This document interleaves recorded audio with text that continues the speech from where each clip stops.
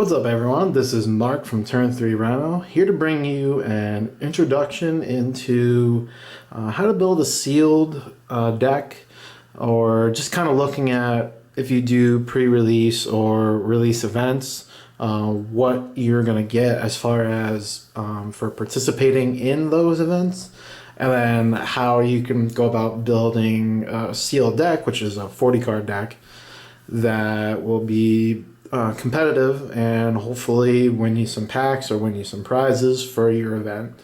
So basically what I'll do is I'll take the newest set at this point, Oath of the Gatewatch, open up a pre-release kit. I was able to get it from my local game store, who usually has extras and you can buy them after release.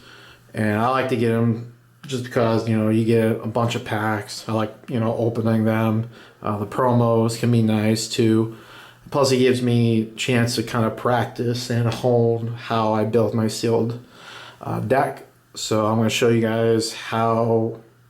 First, I'll show you what you'll get in most pre-release kits or release kits. And then I'll go about telling you my strategy about how to build a sealed deck.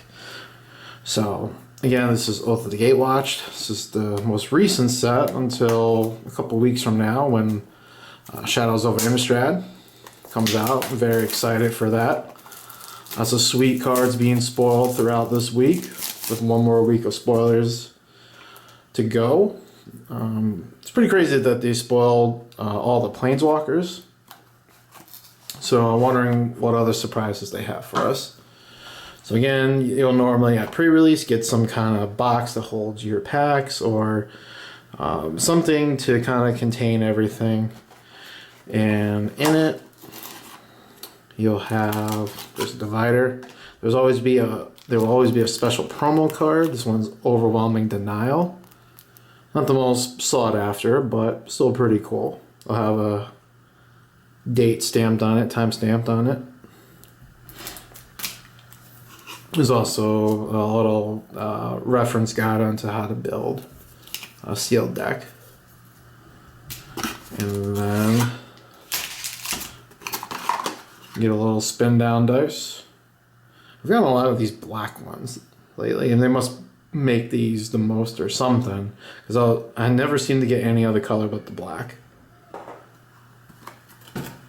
And then for this set, we were getting 4 Oaths and 2 Battle for Zendikar booster packs.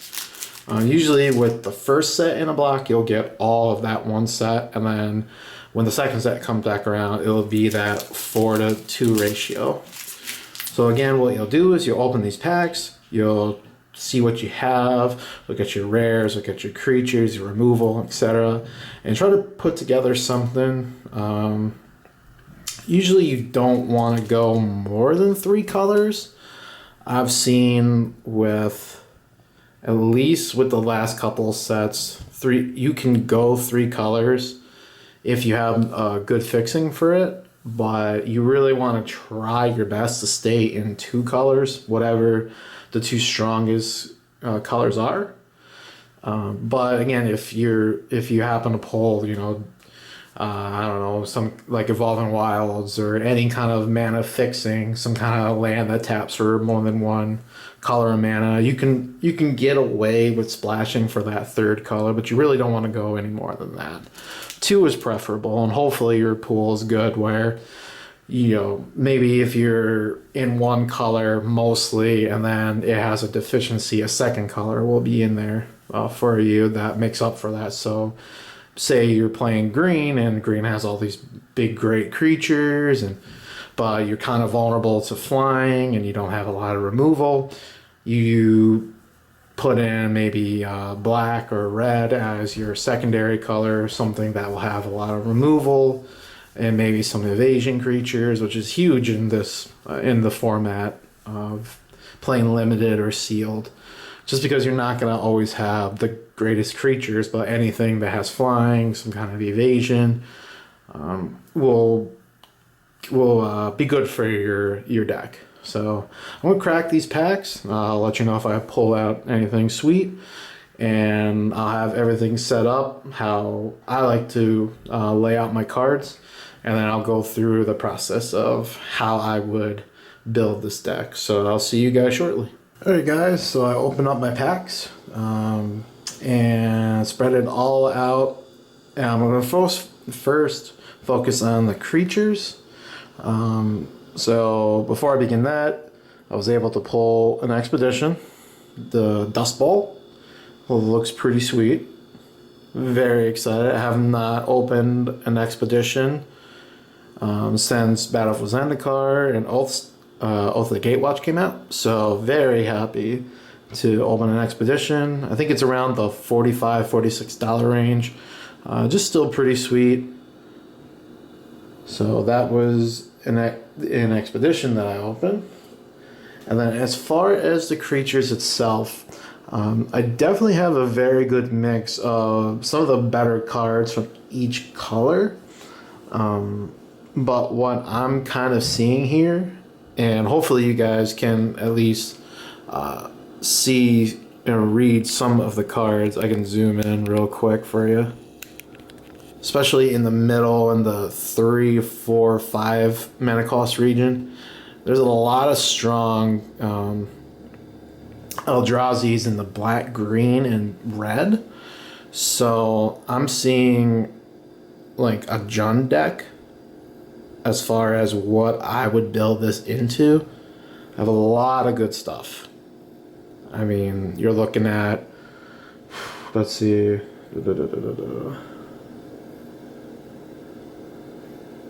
you got Walker of the Ways, Kozilek Translator at 5. That could help out in the late game for sure.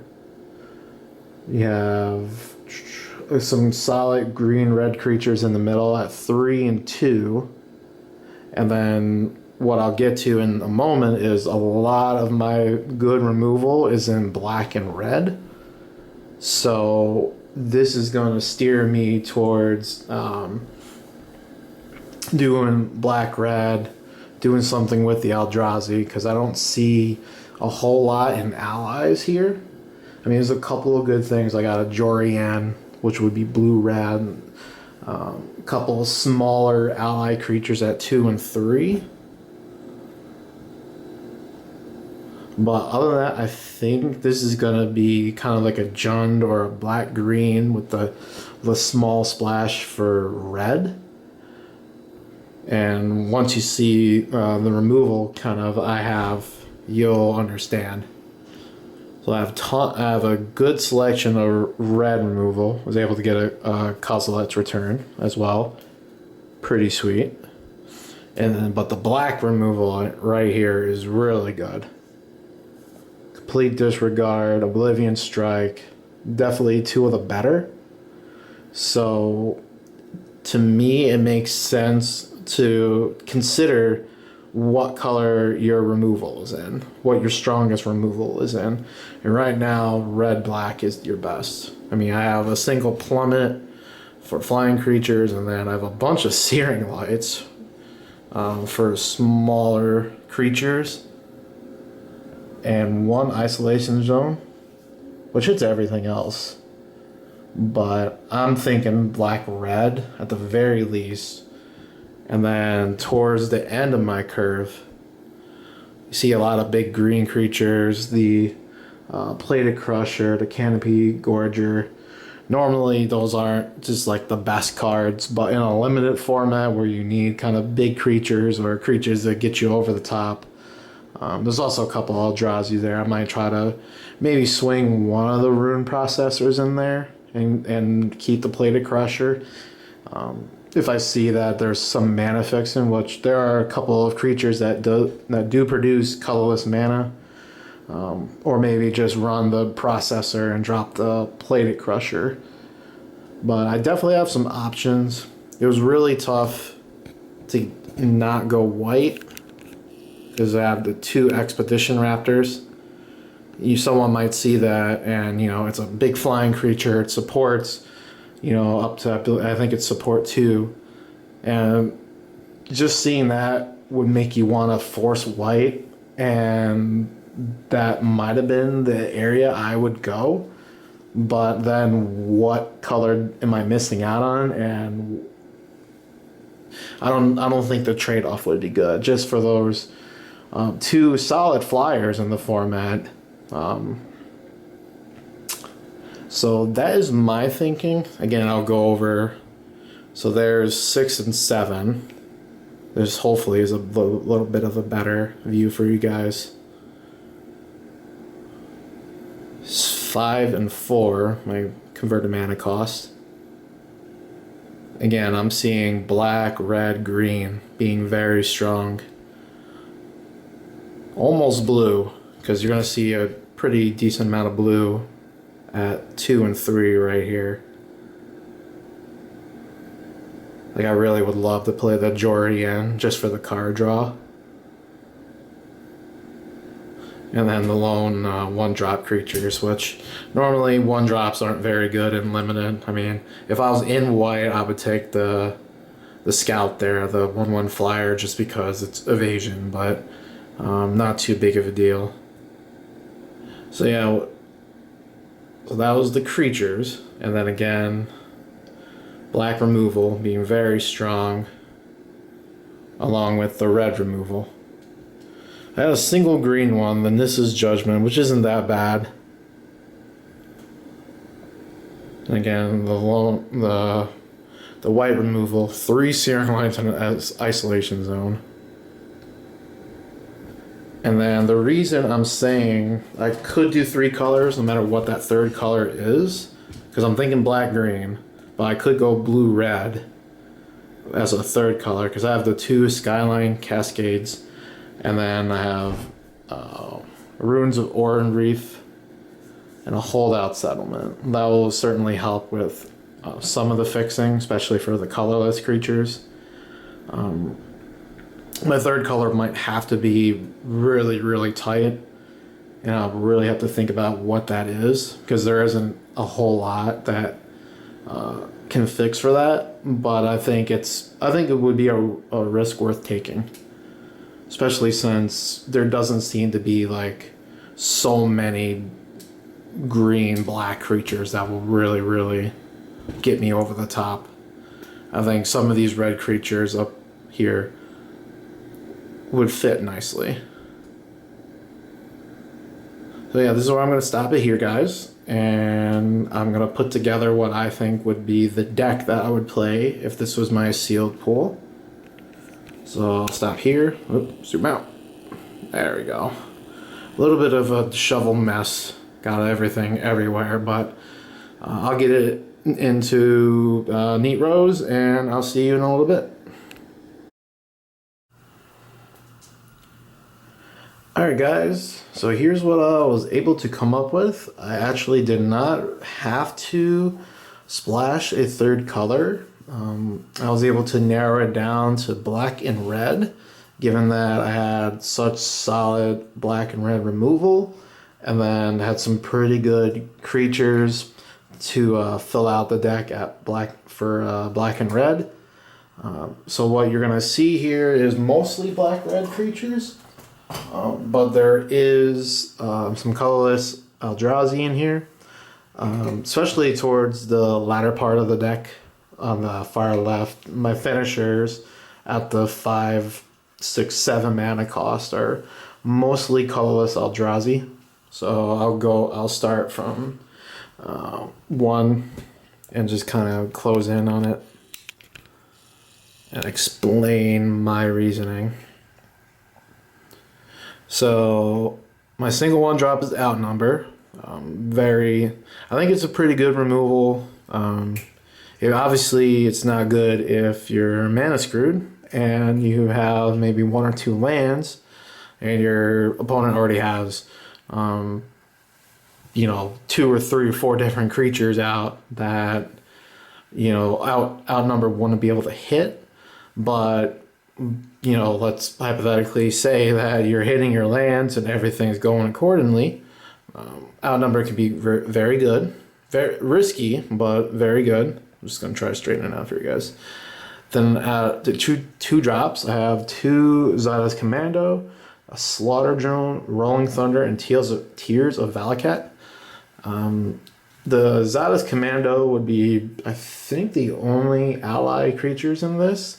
And I'm basically just running it because they'll work off of themselves and getting in that extra point of damage, tapping for cohort and getting in that extra 1 damage if I have both on the battlefield, or, I'm pretty sure those are the only 2 allies, but, I guess I'm leaving myself open to not having them both. The chances of having both are, smaller. But at the very least, there are 2/1s with First Strike, and that's really good in a format where a lot of your creature's toughnesses are at that 1-2 area in the early game.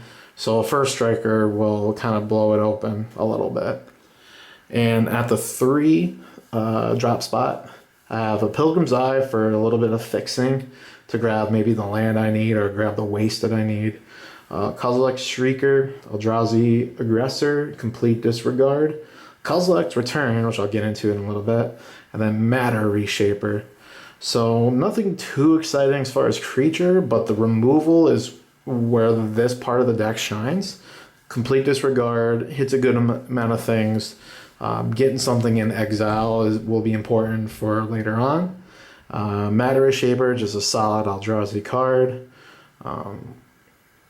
And what I'm thinking with Kozilek's Return, I had a couple of other options for removal. I had like a Tar Snare, and I'm thinking Return might just be better, just so you can possibly wipe the board, maybe take out a bunch of smaller creatures instead of just targeting one with the snare.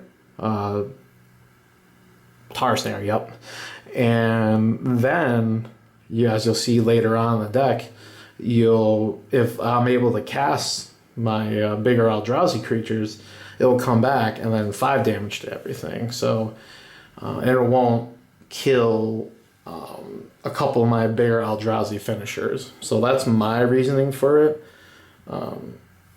I guess you could say it's more of like just an emergency button kind of thing where, oh man, so many creatures out. Let me, take care of that and go back to like, the drawing board as far as bringing the game back to in your favor.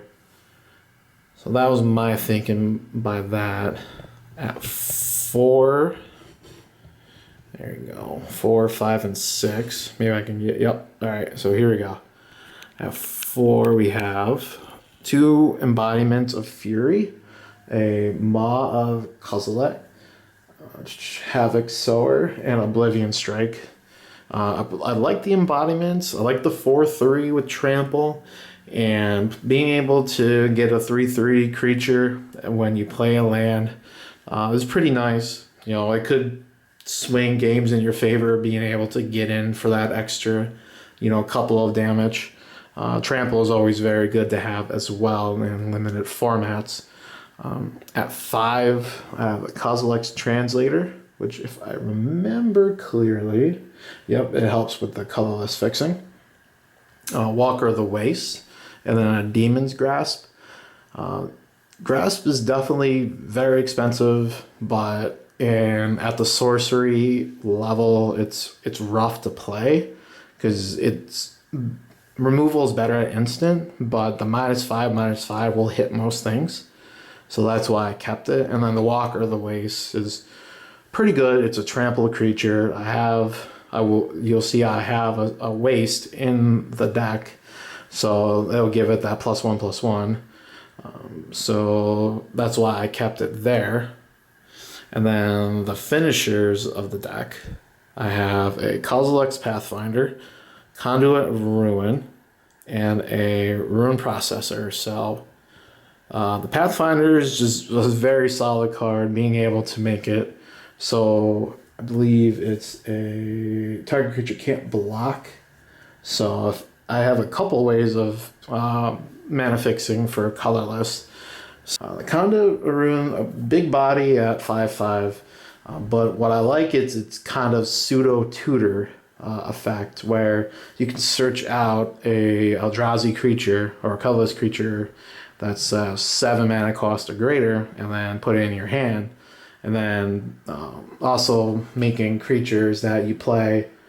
The first creature spell you cast each turn costs 2 or less to cast, which is nice.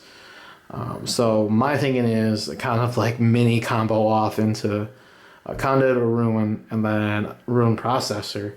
I'll have something in exile through Oblivion Strike, and then I'll be able to gain the life from the Processor, and then have basically 12 power on the board, barring anything dying to removal.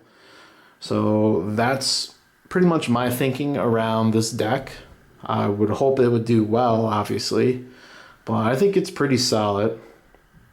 There's definitely some deficiencies with like the early creatures. Nothing that really stands out as threatening, but my hope would be to grind it out to a longer game, and then eventually hit, Walker the Ways, Conduit of Ruin, and all that kind of stuff.